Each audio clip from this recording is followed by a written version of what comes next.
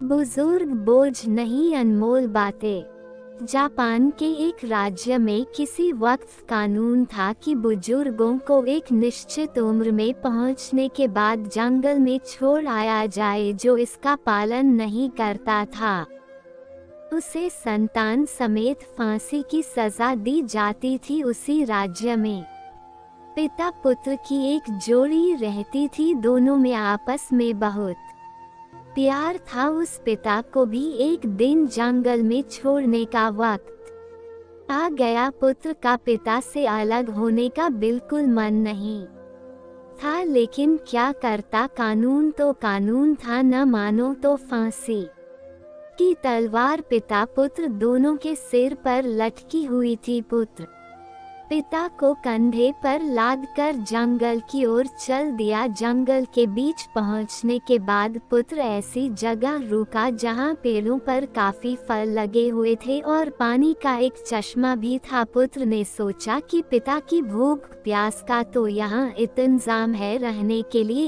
एक झोंपड़ी और बना देता हूँ। 2 दिन तक वो वही लकड़ियाँ काटकर झोंपड़ी बनाने में लगा रहा। पिता के विश्राम के लिए एक तख्त भी बना दिया। पिता ने फिर खुद ही पुत्र से कहा, अब तुम्हें लौट जाना चाहिए। भरे मन से पुत्र ने पिता से विदाई ली तो पिता ने उसे एक खास किस्म के पत्तों की पोटली पकड़ा दी।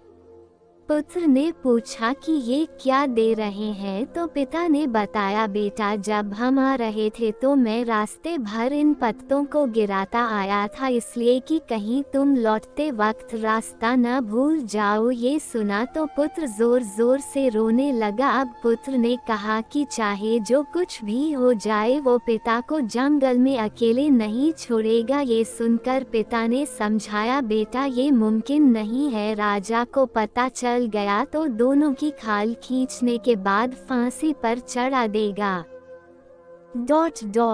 पुत्र बोला, अब चाहे जो भी हो मैं आपको वापस लेकर ही जाऊंगा। पुत्र की जिद देखकर पिता को उसके साथ लौटना ही पड़ा। दोनों रात के अंधेरे में घर लौटे। पुत्र ने घर में ही तहखाने में पिता के रहने का इंतजाम कर दिया, जिससे कि और कोई पिता को न देख सके।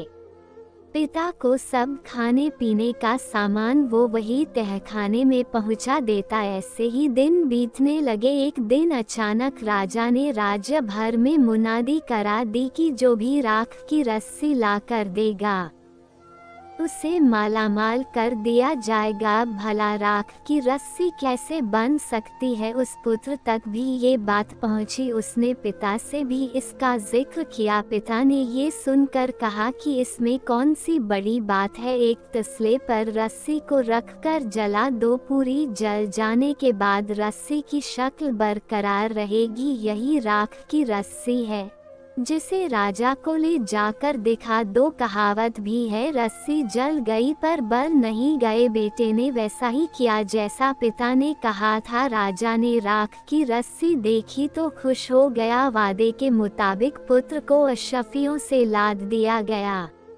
थोड़े दिन बाद राजा की फिर सनक जागी। इस बार उसने शर्त रखी कि ऐसा ढोल लाया जाए जिसे कोई आदमी बजाए भी नहीं, लेकिन ढोल में से थाप की आवाज लगातार सुनाई देती रहे। अब भला ये कैसे संभव था, गले में ढोल लटका हो, उसे कोई हाथ से बजाए भी नहीं और उसमें से थाप सुनाई देती रहे। कोई ढोल वाला ये करने को तैयार नहीं हुआ।